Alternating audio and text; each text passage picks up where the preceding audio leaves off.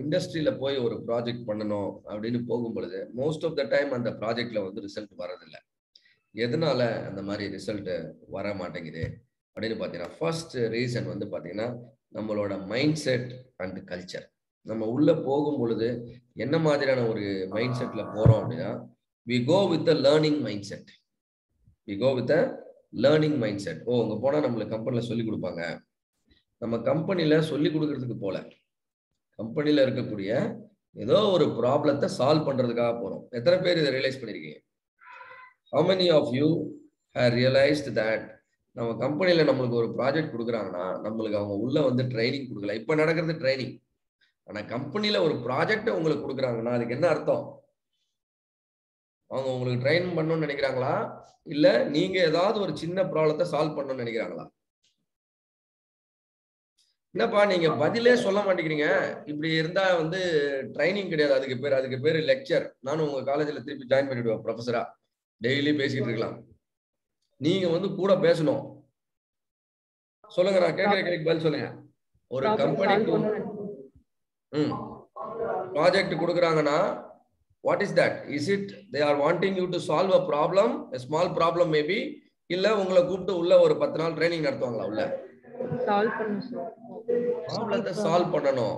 So அப்ப அதை புரிஞ்சுக்கிட்டு போனோம். நம்ம அதை அப்படியே ஆப்போசிட்ல போறோம். ஓ, நம்ம வந்து கம்பெனில 3 மாசம் நமக்கு ட்ரைனிங் கொடுக்க போறாங்க. ட்ரைனிங் இப்ப கொடுக்க மாட்டாங்க, கம்பெனி ஹையர் பண்ணிட்டாங்கன்னா ட்ரைனிங் கொடுப்பாங்க.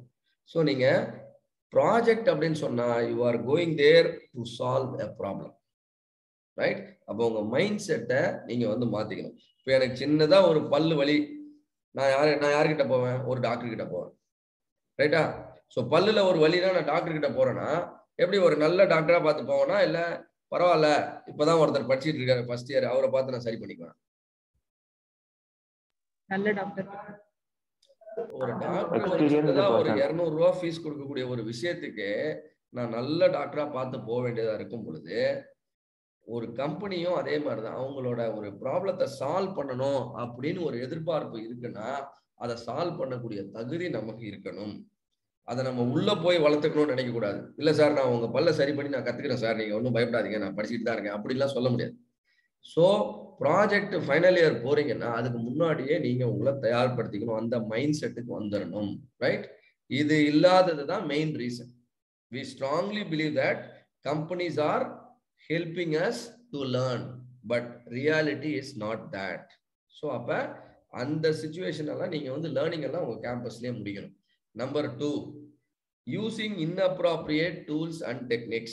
இப்ப நான் பல் டாக்டர் கிட்ட போறேன், பல் டாக்டர் நல்ல டாக்டர் தான், ஆனா ஏதோ ஒரு காரணத்தினால அன்னைக்கு அவரோட அந்த என்ன சொல்றது, அவரோட டூல்ஸ் எல்லாம் அவர்கிட்ட இல்லை. அதுக்கு பதில் அவர் ஆர்டினரி டூல்ஸ் எல்லாம் யூஸ் பண்ணாருன்னா உங்களுக்கு ஓகேவா? கொஞ்சம் cutting player, hammer, screw driver, spanner.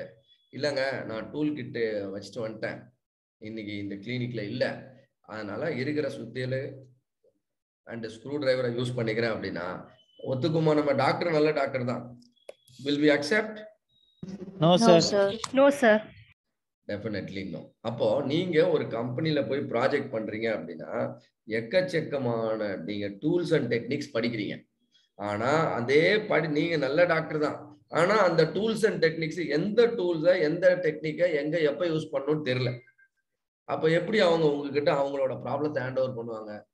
Doctor நீங்க நல்லா தான் இருக்கீங்க, பட் உங்ககிட்ட டூல்ஸ் அண்ட் டெக்னிக்ஸ் இல்லைன்றதுனால நான் வந்து வேற டாக்டரை பார்த்துக்கிறேன்ட்டு வந்துடுவோம். நம்ம கொடுக்குற ஃபீஸ் 200 ரூபாய் தான், அதுக்கே நம்ம என்ன பண்ண மாட்டோம். அப்படி இருக்கும்போது கம்பெனியில இருக்க ஒரு ப்ராஜெக்ட்டுமே லேக்ஸ் ஒர்த். அப்போ நம்ம சரியான டூல்ஸ் அண்ட் டெக்னிக்ஸை யூஸ் பண்றதுக்கு கத்துக்கணும். இந்த ட்ரைனிங்ல அதுதான் நீங்க கத்துக்க போறீங்க. And number 3, uncertainty in measurement. Measurement அப்படின்னாலே பாத்தீங்கன்னா, இப்ப நமக்கு ஓகே பல்லுல ஒரு சொத்தை இருக்கு, ஒரு ஸ்கேன் பண்ணி பார்க்கணும்னு நினைக்கிறீங்க. ஸ்கேன் பண்ணி பார்க்கணும்னா ஒரு நல்ல NABL அக்ரெடிட்டட் டயக்னோசிஸ் சென்டருக்கு தான் நீங்க போவீங்க. இல்லைங்க, சுமாரான ஒரு சென்டர்லயே பார்த்தா போதும் அப்படிலாம் பண்ண முடியாது. நம்ம வந்து அங்க ரூட்ல என்ன பிரச்சனை இருக்கு அப்படின்னு நம்ம ஒரு ஸ்கேன் பண்ணி பார்க்கணும் அப்படின்னா கரெக்டான எக்யூப்மெண்ட்ல, கரெக்டான மெத்தட்ல, கரெக்டான ஆங்கிள் பண்ணாதான் தெரியும். குத்து மதிப்பா எல்லாம் பண்ணவே முடியாது. சிமிலர்லி கம்பெனில நீங்க ப்ராஜெக்ட் பண்ணும் பொழுது எந்த ப்ராப்ளத்தை சால்வ் பண்றீங்களோ அந்த ப்ராப்ளத்தை புரிஞ்சுக்கிறதுக்கு you will be collecting data. Data கலெக்ஷன்னா மெஷர்மெண்ட்னு சொல்லுவோம். இந்த மெஷர்மெண்ட்டை வந்து நம்ம தப்பா எடுக்கவே கூடாது. கரெக்ட் தானேப்பா? மெஷர்மெண்ட் கரெக்டா எடுக்கணுமா தப்பா எடுக்கணுமா? கரெக்டா எடுக்கணும். இப்ப நம்ம பொங்கலுக்கு ட்ரெஸ் தைக்கிறீங்க, மெஷர்மெண்ட் கொஞ்சம் முன்ன பின்ன இருந்தா பரவாயில்லையா உங்களுக்கு? No sir. No sir. நம்ம லைக் பண்ண மாட்டோம் இல்லையா? நமக்கு பெர்ஃபெக்ட்டா இருக்கணும் நம்ம போட்டுருக்க பேண்ட் ஷர்ட் எல்லாமே. அப்போ மெஷர்மெண்ட் தப்பா போனா ரிசல்ட் தப்பா தான் போகும். டேட்டா கலெக்ட் பண்ணா எரர் வரும். அப்ப எரர் எப்படி வரும், அந்த எரரை எப்படி கண்ட்ரோல் பண்றது நீங்க லேர்ன் பண்ணிட்டு தான் மெஷர்மெண்ட்டுக்கு போகணும். Right? Number 4, lack of methodology. எந்த ஒரு ப்ராஜெக்ட் பண்றதா இருந்தாலும் சரி, என்ன நீங்க பண்ணாலுமே ஒரு டீம் ஒர்க் தான். நீங்க கம்பெனிக்கு போனா கூட it will be always there will be a team. அப்போ ஒரு டீம் ஒரே மாதிரி வேலை செய்யணும்னா ஸ்டெப் பை ஸ்டெப் அப்ரோச் இருக்கணும்.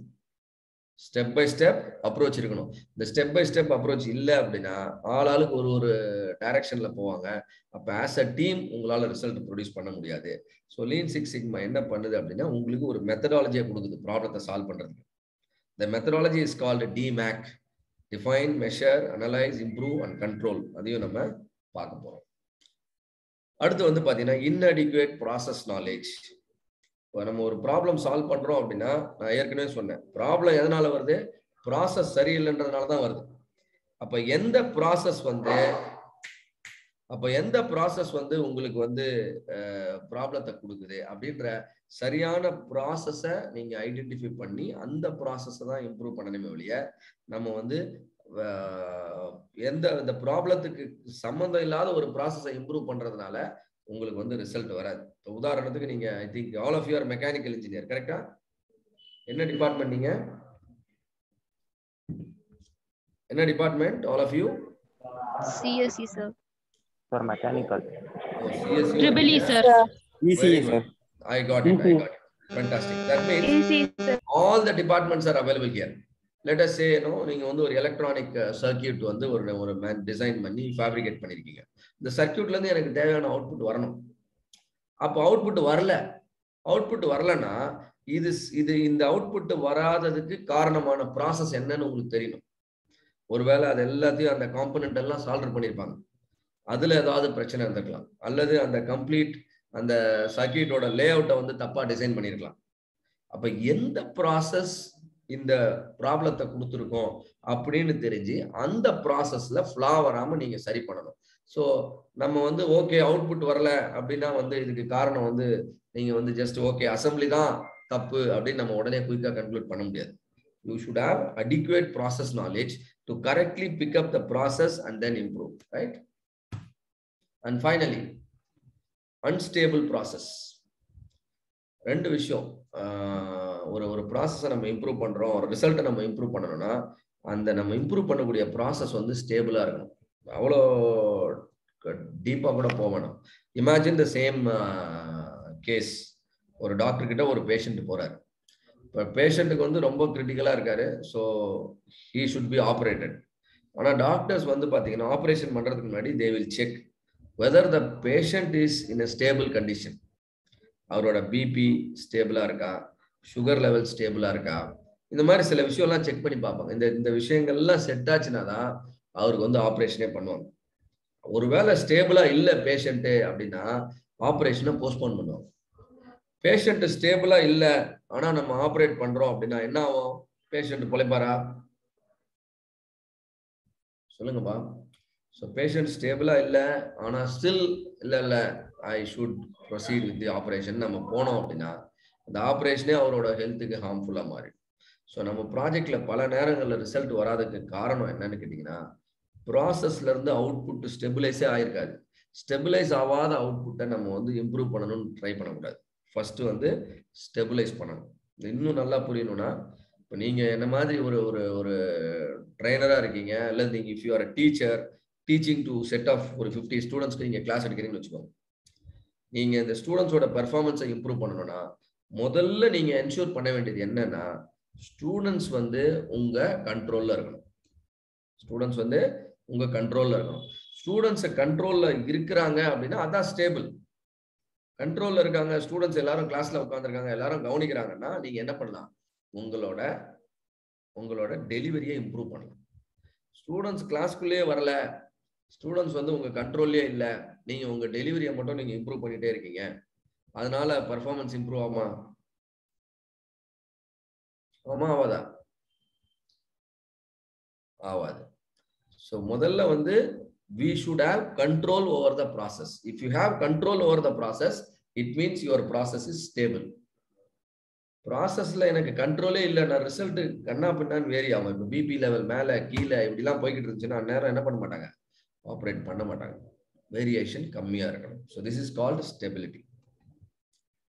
ஸோ இந்த 6 விஷயமும் நீங்க வந்து கரெக்டா ஹேண்டில் பண்ணீங்கன்னா நீங்க உங்களோட ப்ரொஃபஷன்ல ஹைலி சக்சஸ்ஃபுல்லா இருப்பீங்க. உங்களால ஒரு டீமை மேனேஜ் பண்ண முடியும், ப்ராஜெக்ட் எல்லா ப்ராஜெக்டையும் சக்சஸ்ஃபுல்லா வர முடியும், உங்க கரியர் growth வந்து வேகமா இருக்கும். Right. So of course this is my profile. This was red to you already. இந்த ப்ரோக்ராம் அப்ரோச் எப்படின்னு கேட்டீங்கன்னா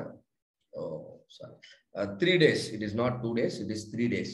அப்போ 3 நாள், இன்னைக்கு 4 hour, நாளைக்கு 4 hour, அடுத்த 3rd day. It's not 6 hours a day, it's a 4 hours a day. So ரொம்ப இன்டராக்டிவா இருக்கணும், பார்ட்டிசிபேட்டிவா இருக்கணும். If you are all very participative, I would like to make arrangements for an additional certificate. But நீங்க அந்த feel எனக்கு கொடுக்க மாட்டேங்கிறீங்க. So make sure you are interacting with me, you are learning a lot through the training program, and so the same program will get you 2 certificate, but subject to a condition, you interact and make the program ரொம்ப இன்ட்ரெஸ்டிங்கா கொண்டு போகணும். Right? And it is not only my job, it is also your job. So அப்போ yellow belt மட்டும் கிடைக்காது, white belt கிடைக்கிறதுக்கு உண்டான ஒரு வாய்ப்பும் இருக்கு. And this is the thing. And yellow belt certificate எப்படின்னா, உங்க ட்ரைனிங் முடிஞ்ச உடனே there will be an online assessment conducted by the MSME. அதில் ஒரு 25 questions இருக்கும். You should score minimum 50%. இந்த மாதிரியான கவர்மெண்ட் ஆஃப் இந்தியா லோகோவோட உங்க போட்டோவோட certified lean six sigma yellow belt அப்படின்னு ஒரு சர்டிஃபிகேட் உங்களுக்கு வரும். Right. So at the end of the training, participants are expected to gain comprehensive knowledge of the Six Sigma methodology through result-oriented approach. Right? You will be able to use Six Sigma tools and techniques effectively in your project, and you will gain knowledge and successfully pass the exam. Training la olunga participate பண்ணாலே நீங்க என்ன பண்ணிடலாம், இந்த exam வந்து ஈஸியா pass பண்ணிடலாம்.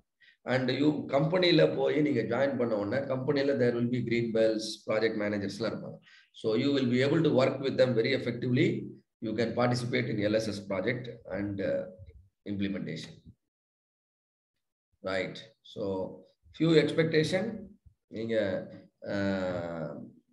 மெயினா வந்து this is very important. இதெல்லாம் பிரச்சனையே கிடையாது. பேசிக் டீடைல்ஸ்லாம் தெரிஞ்சதா நல்லது, தெரியலனாலும் பிரச்சனை இல்லை. But your commitment to learn and produce results is very important. All right. So this is the outline. And now before getting into the subject topic ulla poradhukku munadi, I want you people to let me understand your motivation. Neenga vande why did you join this program?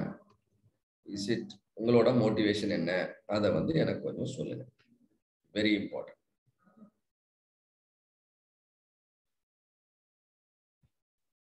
Because I need to